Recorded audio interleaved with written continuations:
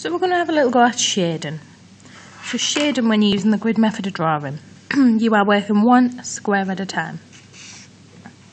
So if I look at this top square here, it's very light in the corner, and then we've got still quite a light tone. So I'm just going to use the edge of my pencil, and I'm just going to get in a nice light tone.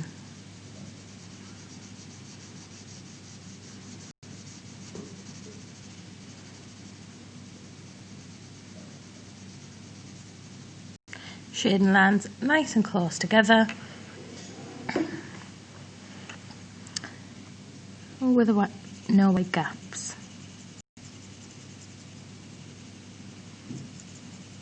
And it's really tricky to blend from light to white, so you can just in that area just use your finger smudging. Goes a little bit darker there.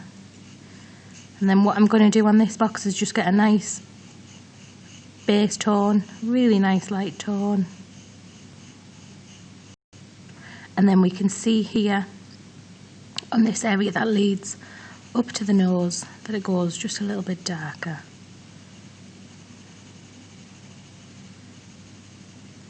And then just above the lip there, it's a little bit darker also.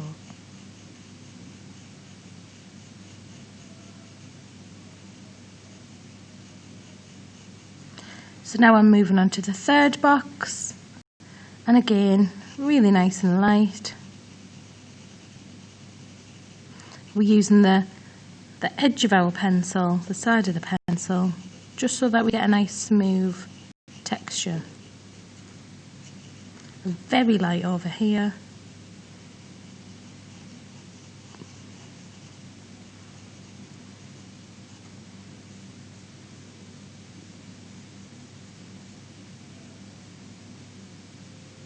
And when you are smudging with your finger, you have to smudge with your finger. You should be using your finger the way that you would use a pencil.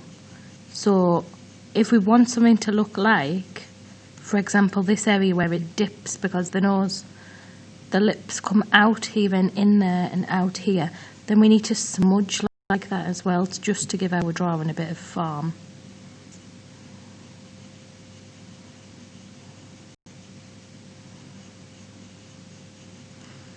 Right, so now we're moving on to the next set of squares.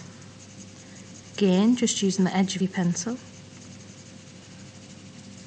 We're working with very light tones and we're blending to white.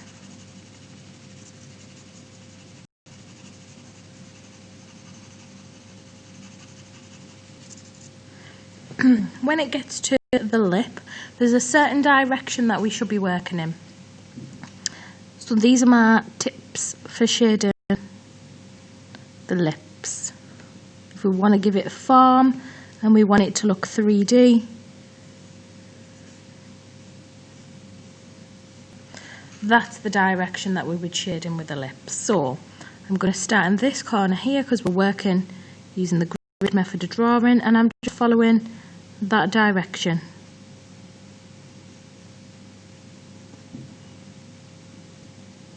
So it's nice and dark in that corner there.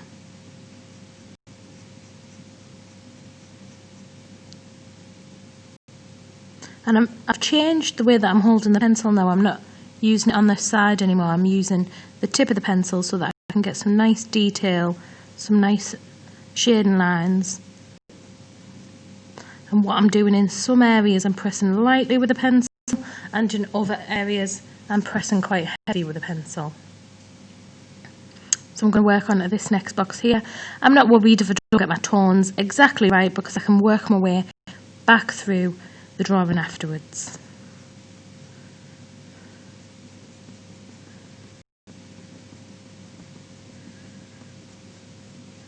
So don't try and do too much at once, just a little area at a time.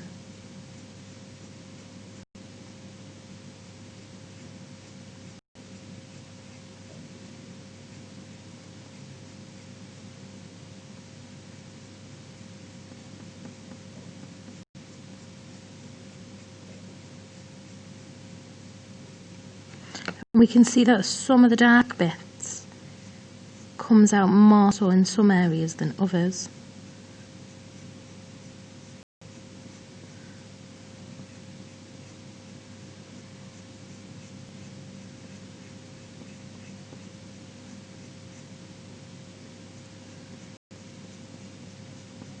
So keep just looking back through that drawing.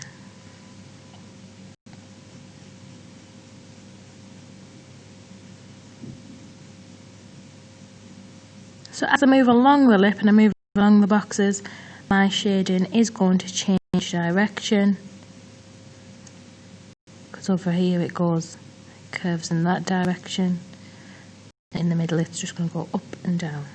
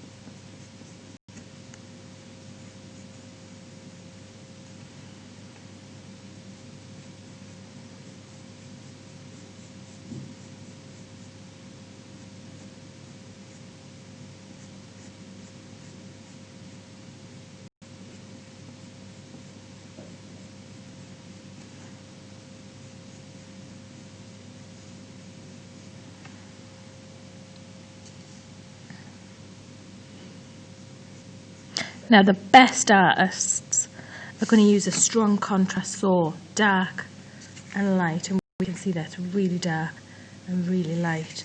The stronger the contrast, the more 3D and realistic your drawing will be.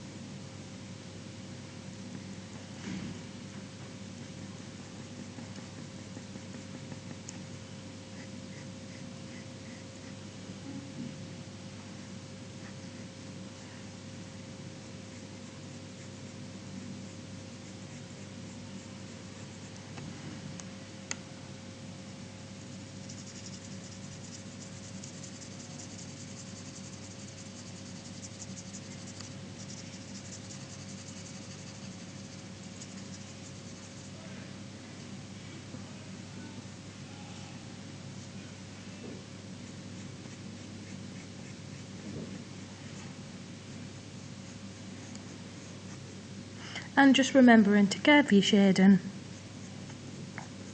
following the correct direction that I outlined earlier on, just to give the lip some form.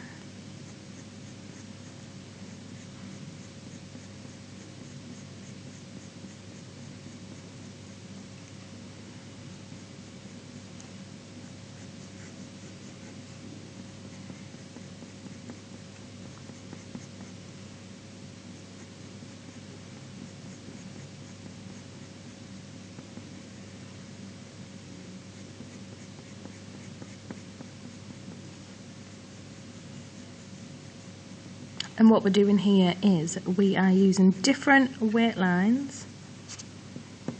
So we're using some heavy lines for a nice dark tone, some very light skinny lines for a light tone, maybe because the light is shining on the part of the lip that sticks out the most fullest part of the lip.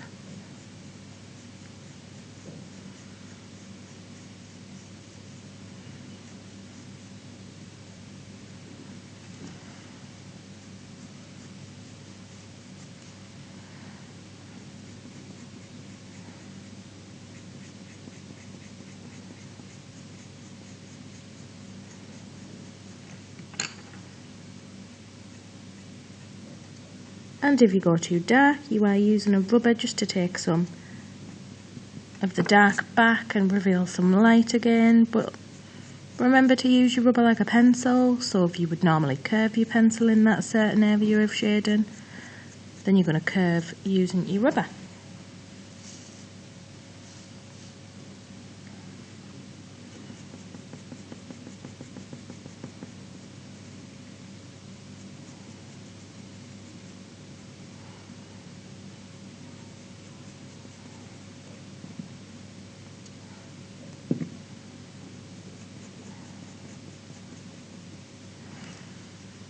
Always looking at the picture, make sure you get your tones correct, because mine were just wrong there, I went too dark.